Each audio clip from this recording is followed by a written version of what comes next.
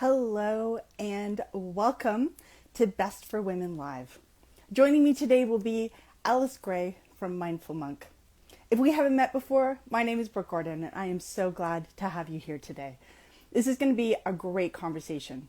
But before we do that, I'm just going to make sure that she's able to log in. So we'll get that going now. So some of the things that we're planning on talking about today are business development, as always, leadership, what it's like to own a business, and also we're going to be talking about,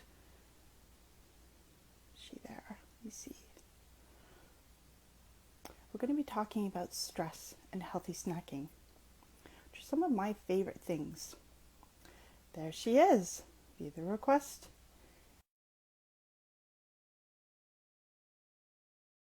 Happen. Excellent.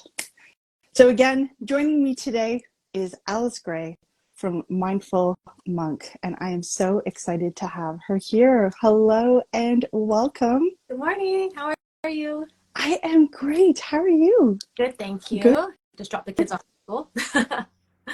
Excellent timing, right? This is all part of it. It is. So, Alice, I am thrilled to have you here. Absolutely. I'm excited. And I know our conversation is going to be awesome because we had a little bit of pre-planning on some of the topics we were going to talk about. And they're all things that I think are really important for people to know about. So before we get into this, I want everyone to meet you, my friends. So can you take just a few moments to introduce yourself and Mindful Monk? Okay, so hi everyone. My name is Alice from Mindful Monk. I am a mother of two. I am a health enthusiast and an entrepreneur. And my story began when I was pregnant, because at 6 months, you do that test for gestational diabetes, and it turned out I had it, which I'm not surprised. I have familial diabetes. So I'm grateful for it, though, because I learned with the first one that I relied on insulin and a restricted diet to manage my diabetes, and it really helped. And I had a healthy baby, and I was healthy, so awesome. But shortly after, I found that I was tired all the time. I didn't have energy. I was still carrying the extra baby weight. And I was like, something's up. Like, what is this? And that's when I became obsessed with how food affects your health and how everything we eat really dictates how we feel. So I changed my entire family's lifestyle. We cut out sugar. We cut out refined grains and highly processed foods and focused on really eating whole foods. And so with my second pregnancy, when I had diabetes again, I learned to use food as a tool to help manage my gestational diabetes, and it worked. Yeah, so that's really neat to have that experience. But what happened after the birth of my second daughter was what really started Mindful Monk. So right after I gave birth to her, within an hour, I experienced severe hemorrhaging, and I felt myself fading, and I had a near-death experience. So when I finally came to, I was like, Kate, I'm here for a reason, and that reason is to help and serve others. So how can I do that? And I was like, my chocolate, because it helped me so much when I needed it to manage my diabetes. And I just wanted to share with others to help them too, and to be able to give them chocolate again that they can really enjoy. So what is Mindful Monk? Mindful Monk is a premium refrigerated, handcrafted dark chocolate snack that's low in sugar. And the way I do that is I use a sweetener called monk fruit juice. And I am the first in Canada to do that. And monk fruit is a great sweetener. It's essentially 0 carb, 0 calorie. It has pretty much zero effect on your blood sugar or insulin levels. And it's safe for all ages to consume. So, yeah. Okay. So many things to unpack from this.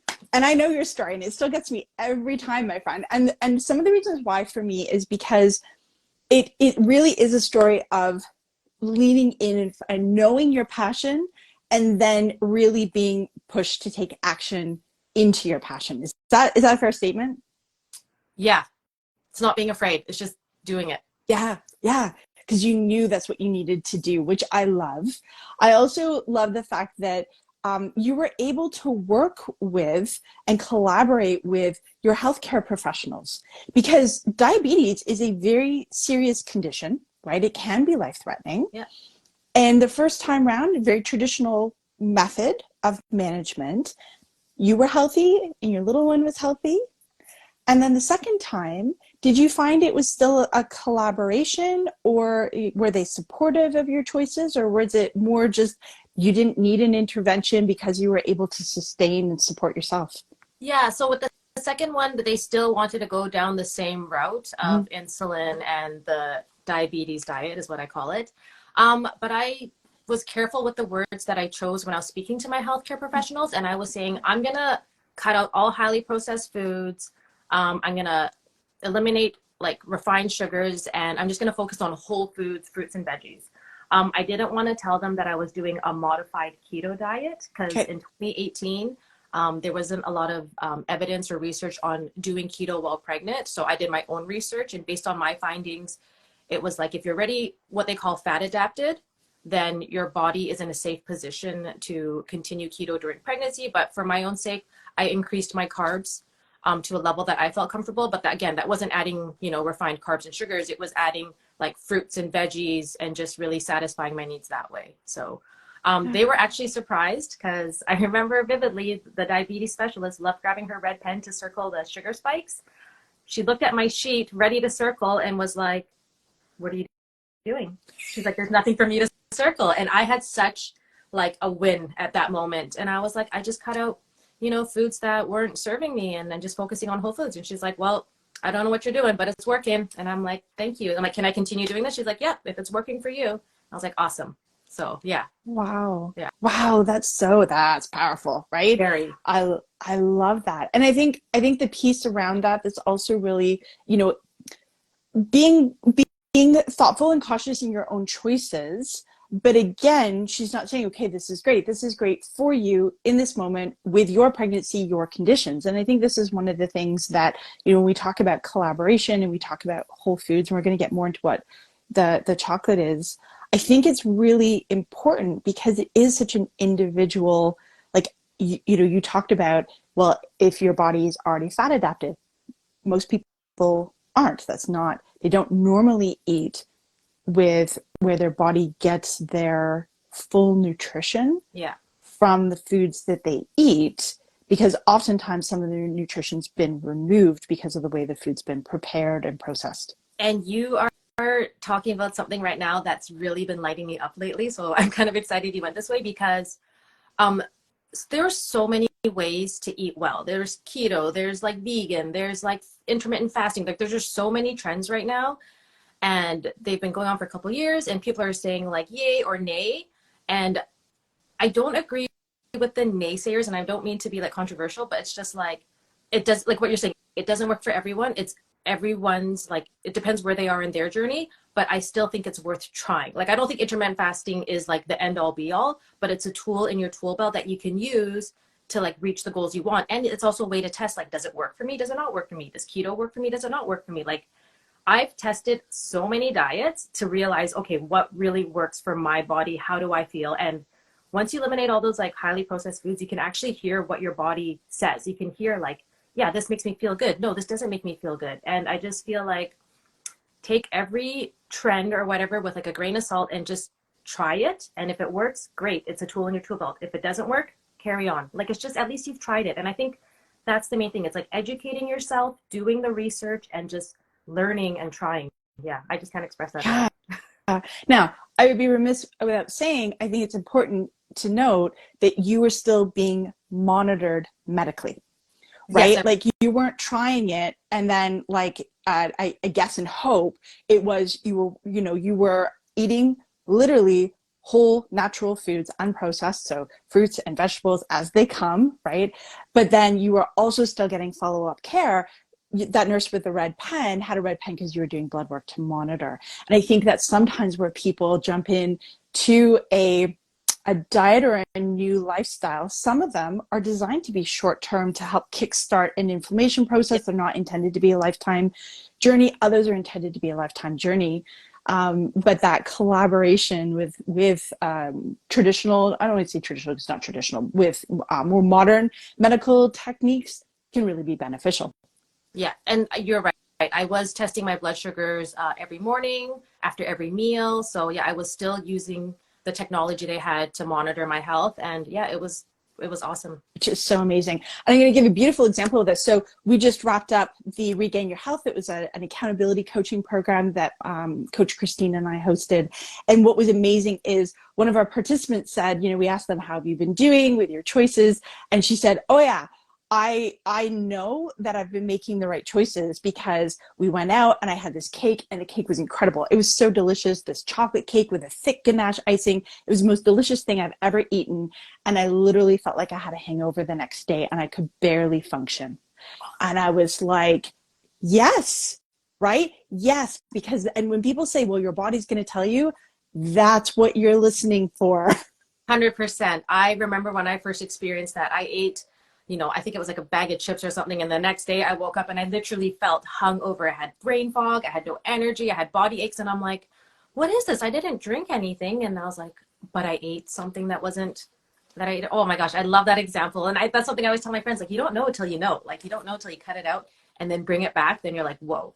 Yeah. And sweet potato without any dipping sauce tastes sweet. I know. Yeah. Oh, I love that. So Alice, you make this incredibly delicious chocolate. I've had the absolute fortune and honor of tasting your chocolate before, even though I live on the other side or most of the way away from Canada. So I don't get to taste it here in Ontario because you don't ship that far yet, but it's absolutely delicious. And so tell me, I want to talk a little bit about how you've built the brand through sampling and what that's sort of done for you, because I think it's one of the things that once you've tasted it or tried it, it's really that experimentation and leaning into that for business development. Yeah, the sampling or doing in-person demos has been huge. And launching this business during COVID, like literally December 2020, I didn't have that opportunity. So really in the last like 6 to 8 months, I've been able to go in person and have demos in stores and having people try monk fruit juice essentially for the first time. And it's been so eye-opening because you get feedback right then and there. And I mean, everyone likes to give feedback. Some's good, some's bad, or not bad, but some's, you know, just feedback. But when you start hearing things over and over again, then you're like, okay, I need to pay attention to this. So having cut out sugar in 2017, when I tasted monk fruit for the first time, I was like, this is amazing because it's like sweet, but not sweet like sugar, but it still satisfies my craving. So I instantly loved the taste. And I'm like, oh, if I love this, everyone's going to love it, not knowing because I just started a new food business.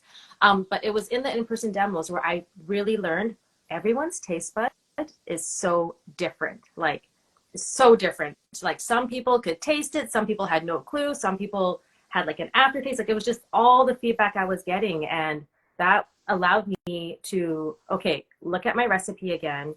How can I make it better? So, I mean, I know it's not for everyone, but how can it suit more taste buds? So I really recently refined the recipe.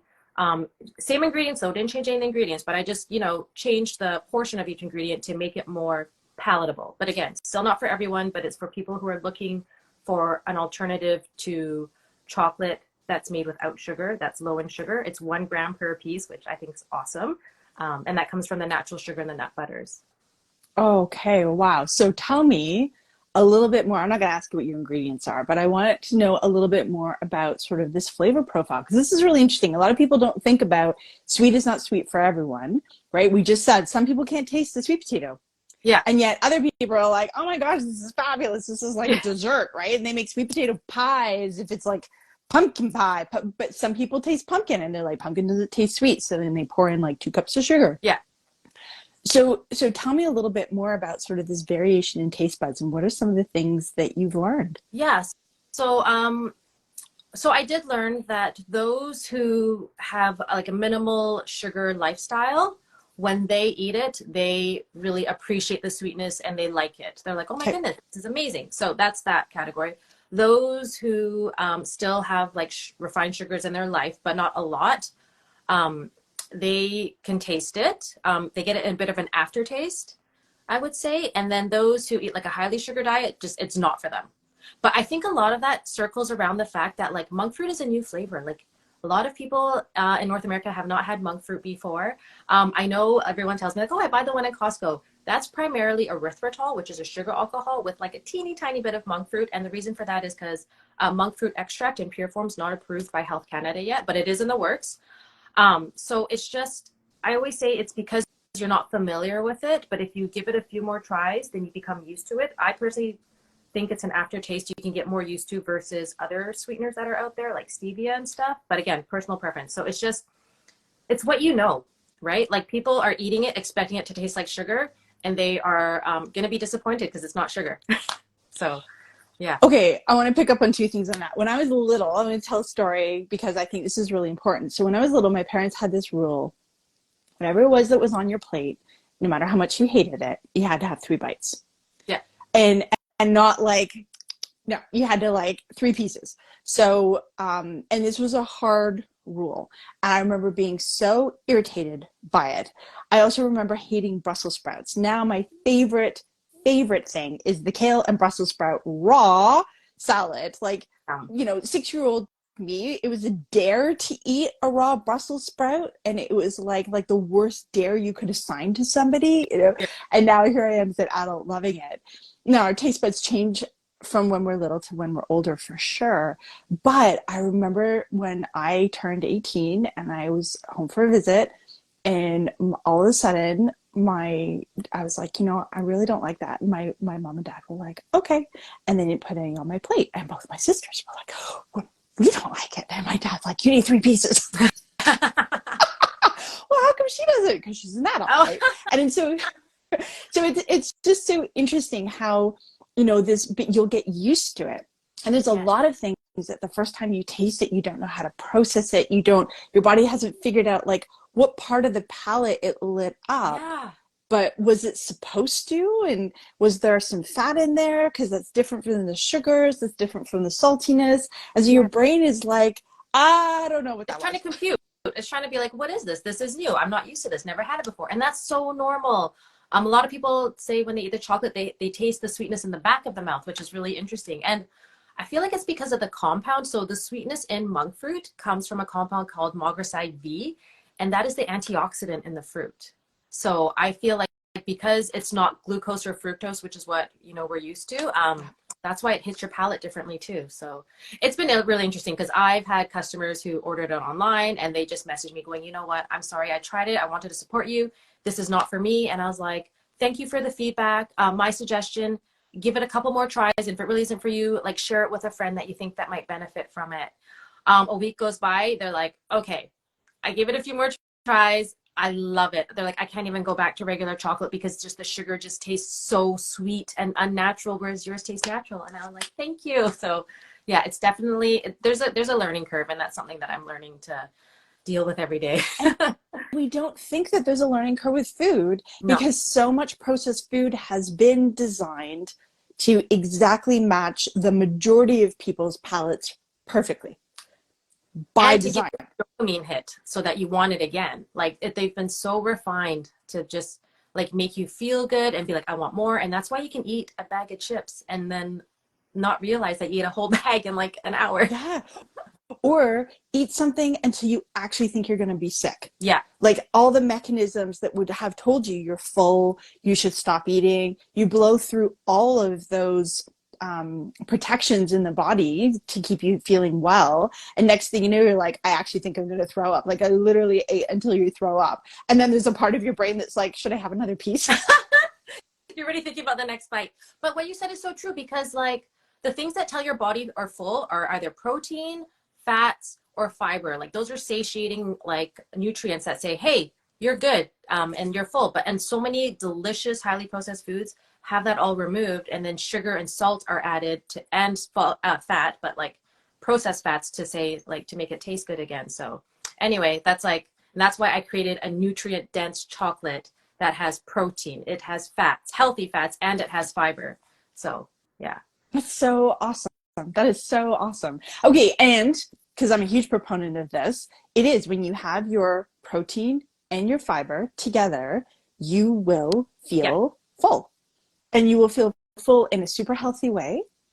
And you will feel full in a way that consistently gives you energy. You're not going to have this like, oh, now I need a nap, right? But you're right, the crash. But you're also not going to have this like, like the sugar spike. Like, oh my God, what are we going to do? Yeah. No, you just feel good. So like one of my taglines that I'm going to have to like trademark soon is like, it's like, I believe food is for function first, taste second, but the third is about feeling good afterwards. Afterwards being the key thing. Like, I want to leave you feeling good afterwards because it's possible. Yeah. Not feeling bloated, not feeling too full, not feeling with this weird Tired. jitter, not feeling tired. Yeah. All these things that have also become normalized. I know. Yeah. Yeah.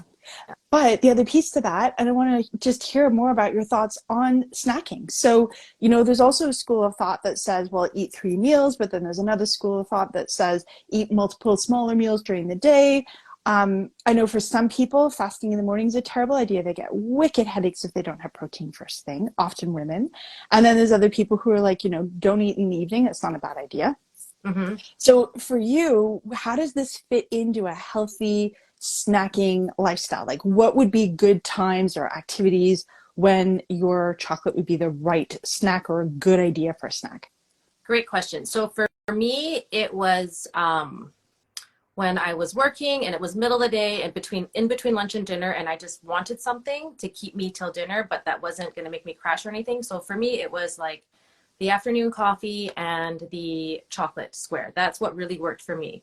But again, through doing demos, what I've learned is a lot of people like to have a treat after dinner. A lot of people like to have something for breakfast. A lot of people like to have a little thing before their workout.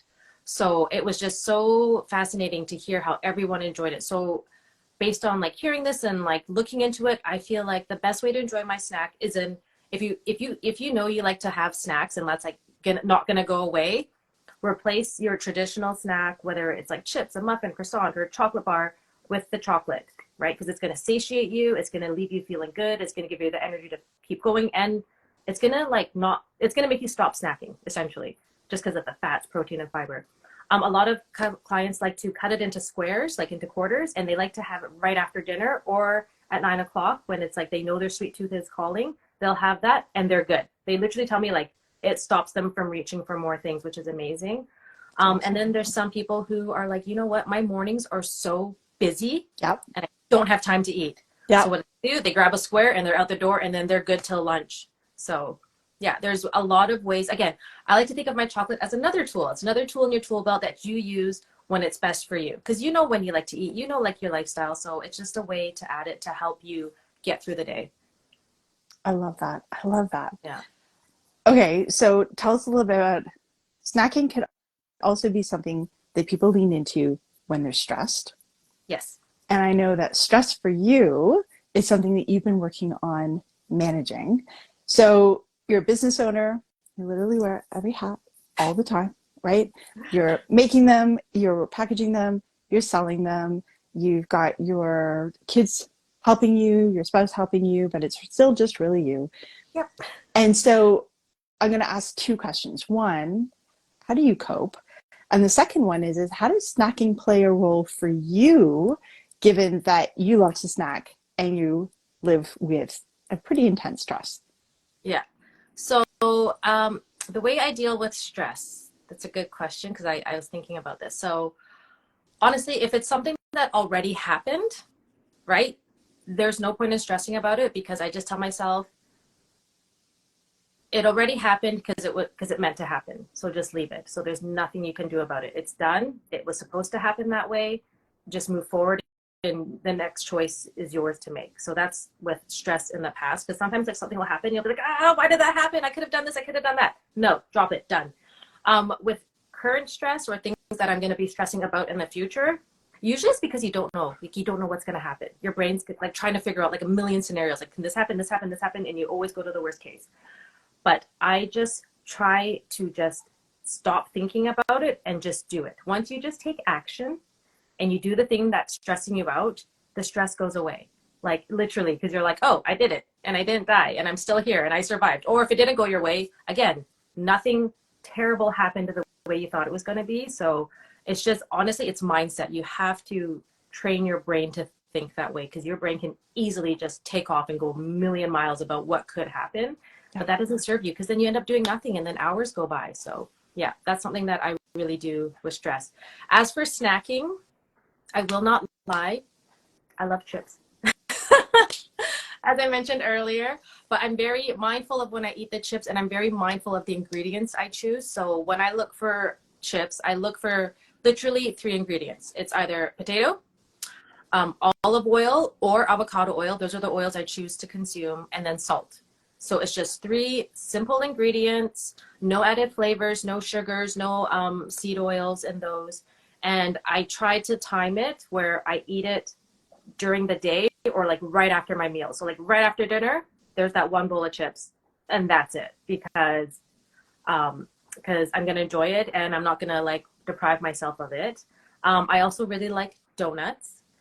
So I do like to celebrate my wins with donuts. So when something really awesome happens, I will go to my favorite bakery, which is like just out here at Abbotsford, and they have the best donut. And when I want a donut, I want a proper donut, not like a keto or a low carb donut. I just want one. But then I eat it. I tell myself I'm going to enjoy it and then carry on, and that's what I do. So that's how I handle my snacks. My friend, in the spirit of us supporting other entrepreneurs, what is the name of this fabulous donut place? Oh my God, Duft & Co. Bakery.